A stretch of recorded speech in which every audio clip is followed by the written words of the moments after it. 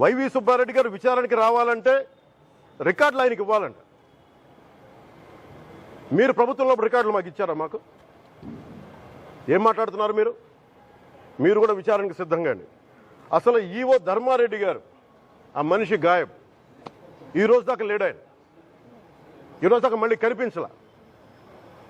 ధర్మారెడ్డి గారు, నేను మిమ్మల్ని చూశాను ఆ రోజున. నేను దర్శనానికి వచ్చినప్పుడు మీరు అందరూ ఎలా ప్రవర్తించారో నాకు తెలుసు, నేను చూశా. తిరుమలని ఇష్టారాజ్యంగా చేశారు, అది వ్యాపార కేంద్రంగా చేశారు, ఆధ్యాత్మిక కేంద్రం నుంచి పర్యాటక కేంద్రంగా చేశారు. అది ఇదే మీరు మక్కాకి వెళ్తే ఇలాగే ప్రవర్తిస్తారా? మీరు ఒకసారి మక్కాను చూసి నేర్చుకోండి. ఇస్లాంని పాటించే ప్రతి ముస్లిం ఎంత పవిత్రంగా పాటిస్తాడో చూడండి. అక్కడ అథారిటీస్ని అడగండి. ఒక చిన్నపాటి మస్జిద్కి వెళ్తే ఎంత పవిత్రంగా చూసుకుంటారో చూడండి. ధర్మారెడ్డి గారు, మీరు హిందువులా? మీ ఇష్టానికి మీరు చేసేసుకుంటారా? మీ బిడ్డ చనిపోయాడు, చనిపోయిన కనీసం 11 రోజులు లోపలికి రాకూడదండి, ఈ లోపల వచ్చేస్తారా మీరు? మేము మర్చిపోయాం అనుకుంటున్నారా? ఆగమ శాస్త్రం చెప్పింది మీకు ఇదేనా? అంటే గవర్నమెంట్ ఉద్యోగులు అయితే ప్రభుత్వం మీ నియమిస్తే మీ ఇష్టానికి చేసేసుకుంటారా? మాకు బాధలు ఉండవనుకుంటున్నారా?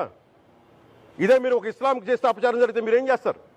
బయట రోడ్ల మీదకి వచ్చి మీరు కూర్చోబెట్టి దాన్ని పొలిటికలైజ్ చేస్తారు. మీరు పొలిటికలైజ్ చేస్తారు. నేను నిజంగా చెప్తున్నా, జగన్మోహన్ గారికి కూడా చెప్తున్నా, మీరే కనుక, నేనే కనుక సనాతన ధర్మం మీద పోరాటం చేయాలని నన్ను ఆపేవాళ్ళు ఎవరు లేరు ఈ దేశంలో, గుర్తుపెట్టుకోండి.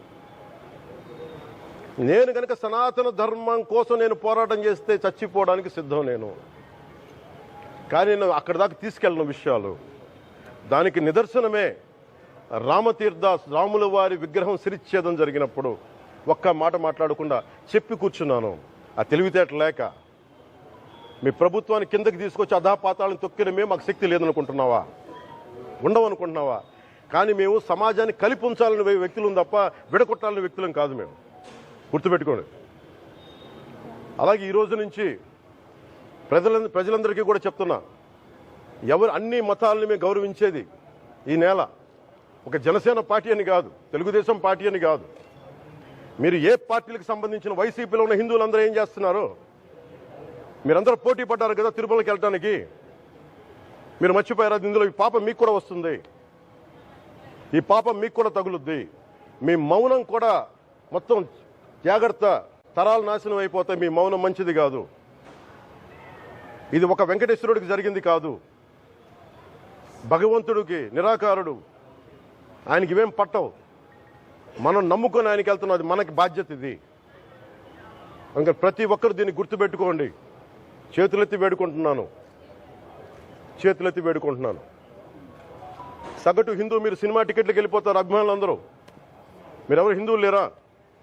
సినిమా టికెట్ల కోసం చించుకుంటారు. సినిమాని మీరు కూర్చోడానికి మీరు మొత్తం మాట్లాడతారు. అందరిని అడుగుతున్నా, అందరు మొత్తం భారతదేశపు యావత్తు ఉన్న సినిమా అభిమానులను అడుగుతున్నా, మీరందరూ హిందువులే కదా? అత్యధికులు హిందువులే కదా? మీకు బాధ్యత లేదా? మీకు మీ సినిమా హీరోలు, నేను కూడా హీరోనే, నన్ను మించి దేశాన్ని చూడమని, సనాతన ధర్మాన్ని చూడమంటున్నా.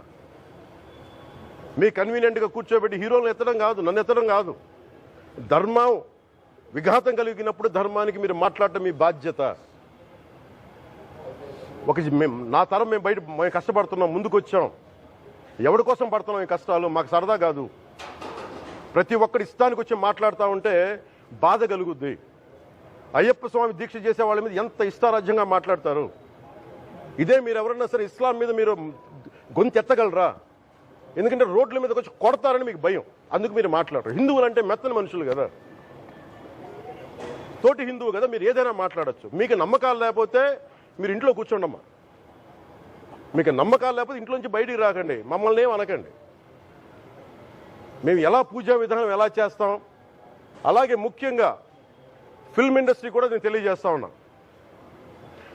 దీని మీద మీరు మాట్లాడితే మద్దతుగా మాట్లాడండి, లేదంటే మౌనంగా కూర్చోండి. అంతేగాని మీ మాధ్యమాల ద్వారా అపహాస్యం చేస్తే మటుకు ప్రజలు మిమ్మల్ని ఎవరు క్షమించరు. ఎందుకంటే చాలా డీప్ పెయిన్ ఇది. మీరు లడ్డూ మీద జోక్లు వేస్తున్నారు. నేను ఒక సినిమా ఫంక్షన్లో కూడా చూశాను. Laddu is a sensitive issue అని. Don't you ever say that. Don't you ever dare to say that, please. I respect you as actors. But when it comes to Sanatana Dharma, please, you have to think 100 times before you saying a word. One comment. Thank you.